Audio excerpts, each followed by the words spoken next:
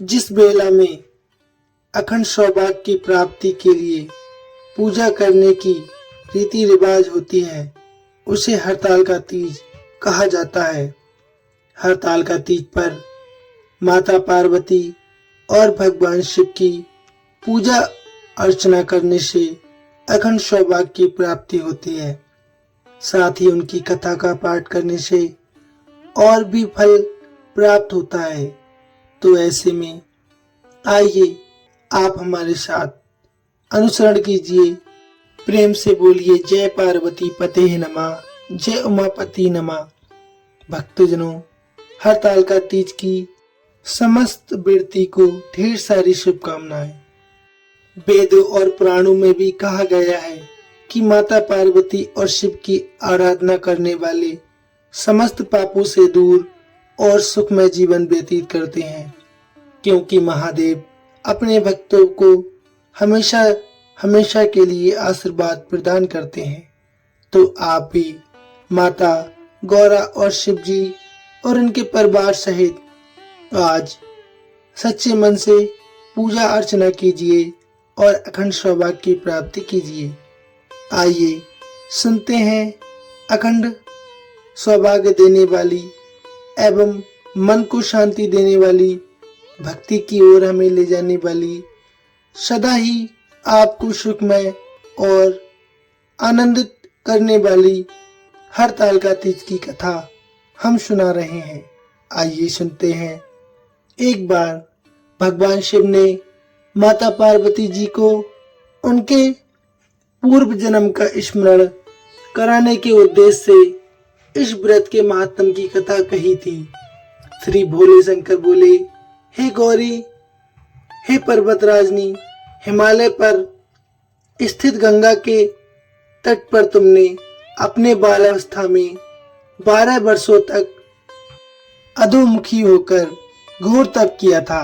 इतनी अवधि तुमने अन्न ना खाकर पेड़ों के सूखे पत्ते चबाकर व्यतीत किया था। माघ की विकराल शीतलता में तुमने निरंतर जल में प्रवेश करके तप किया था। बैसाख की जला देने वाली गर्मी में तुमने पंचाग्नि से शरीर को तपाया था। श्रावण की मूसलाधार वर्षा में खुले आसमान के नीचे बिना अन्न जल ग्रहण किए समय व्यतीत किया था। तुम्हारे पिता तुम्हारी काष्ठ साध तपस्या को देखकर बड़े दुखी होते थे, उन्हें बड़ा क्लेश होता था। तब एक दिन तुम्हारी तपस्या तथा पिता के क्लेश को देखकर नारद जी तुम्हारे घर पधारे। तुम्हारे पिता ने हृदय से अतिथि सत्कार करके उनके आने का कारण पूछा। नारद जी ने कहा, हे गिरिराज, मैं भगवान विष्णु के भेजने पर यहाँ उपस्थित हुआ हूँ। आपके कन्या ने बड़ा कठोर तप किया है।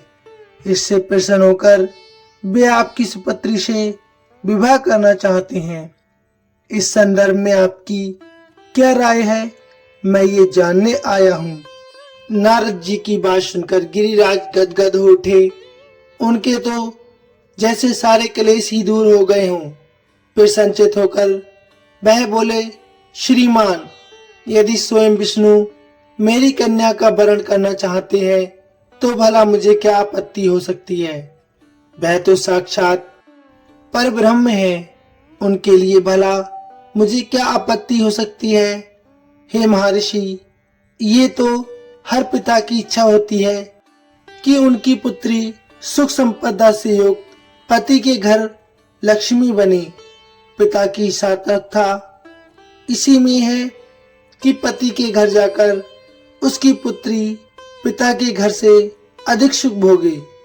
तुम्हारे पिता की स्वीकृति पाकर नारद जी विष्णु के पास गए और उनसे तुम्हारे ब्याह के निश्चित होने का समाचार सुनाया। मगर इस विवाह संबंध की बात जब तुम्हारे कान में पड़ी तो तुम्हारे दुख का ठिकाना ना रहा।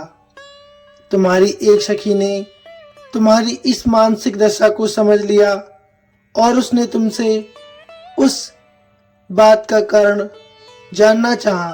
तब तुमने बताया, मैंने सच्चे हृदय से भगवान शिव शंकर का वर्ण किया है, किंतु मेरे पिता ने मेरा विवाह विष्णु जी से निश्चित कर दिया है।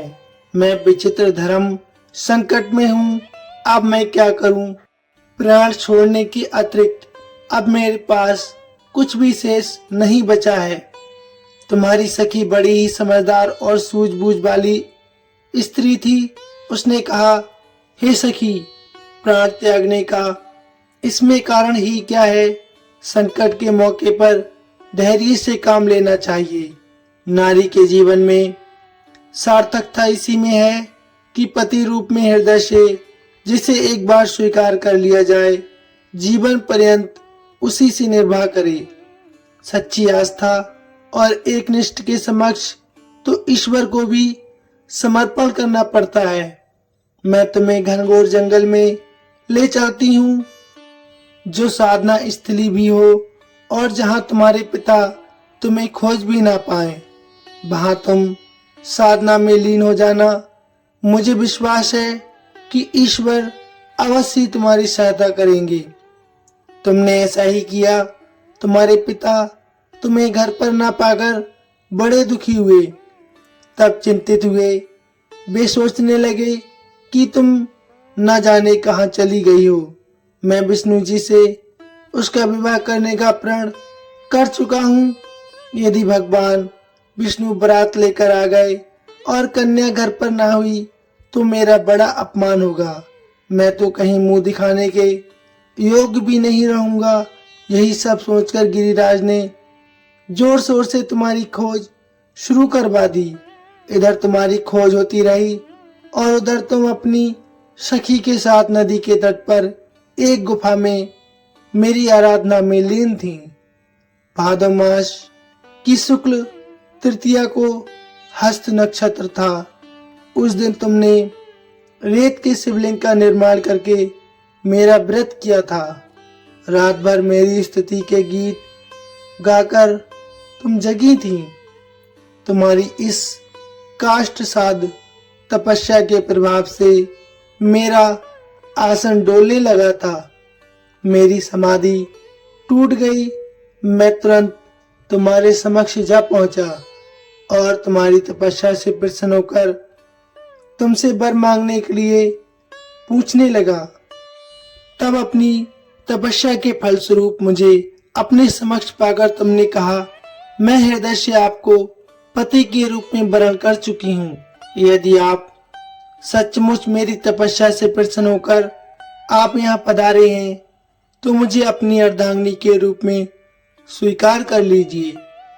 तब मैंने तथास्तु कहकर कैलाश पर्वत पर लौट आया। प्रातः होते ही तुमने पूजा की समस्त सामग्री को नदी में प्रभावित करके अपनी सहेली सहित व्रत का पारण किया।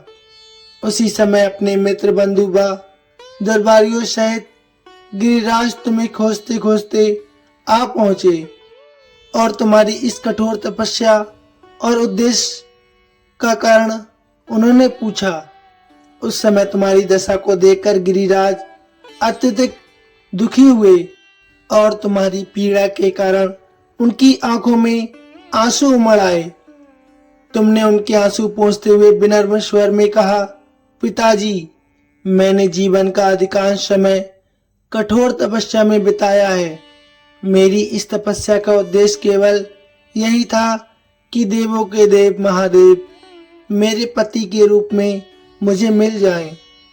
आज मैं अपनी तपस्या की कसौटी पर खरी उतर चुकी हूँ।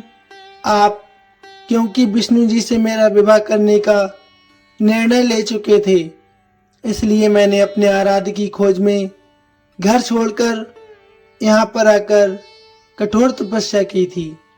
अब मैं आपके साथ इसी शर्त पर घर जाऊंगी कि आप मेरा विवाह विष्णु जी से ना करके महादेव जी से करेंगे। गिरिराज मान गए और तुम्हें घर ले गए।